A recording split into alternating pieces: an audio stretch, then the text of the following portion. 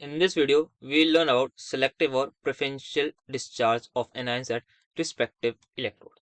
When the electrolyte present in the electrolytic cell contains two or more different cations and anions, then there is preferential discharge of a particular cation on the cathode and of a particular anion on the anode during electrolysis. This is called selective discharge of ions.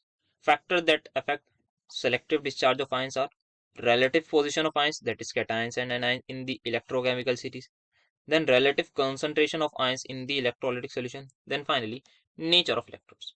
So the relative position of ions in the electrochemical series. Lower the position of an ion in the electrochemical series, greater its tendency to get discharged at the respective electrode. That means other factor being kept constant, and an ion lower in the electrochemical series will get preferentially discharged than the anion or than the ion above in the series. For example, both zinc and copper ions are present in the electrolytic solution. Then both will migrate to the cathode on passing current, but only copper 2 positive will be discharged at the cathode in preference to zinc 2 positive ion, because copper 2 ions are below than zinc 2 positive ions in the electrochemical series. Therefore, zinc 2 positive ions have greater tendency to get reduced at the cathode. If both sulfate and hydroxide ions are present in the electrolytic solution, both will migrate towards the anode during electrolysis, but only hydroxide ion get discharged at the anode in preference to sulfate ion, because hydroxide ion are present below than sulfate ion in the electrochemical series. Therefore, hydroxide ions have greater tendency to get oxidized at the cathode when both hydroxide and sulfate are present in the electrolytic solution.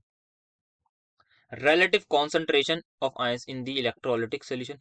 Higher the concentration of a particular ion, greater is the probability of it being discharged at the respective electrode. For example, electrolysis of dilute and concentrated solutions of NaCl respectively. Here we are able to see the difference between them.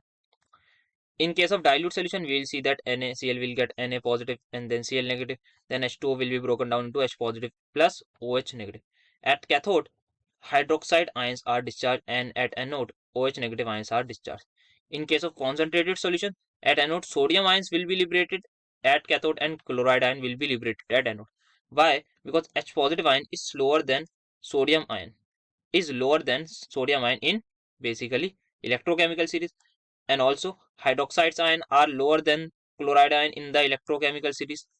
But in case of concentrated solution, because of the concentration of sodium ion and chloride ion is much higher than the H positive and OH negative ion, that's why they will get liberated.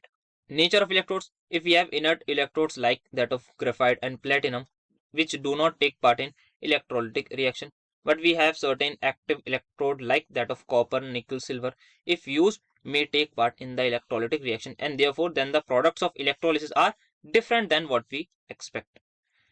This aspect will be clearly understood when we consider more examples of electrolysis. I hope it is clear to you. Thank you.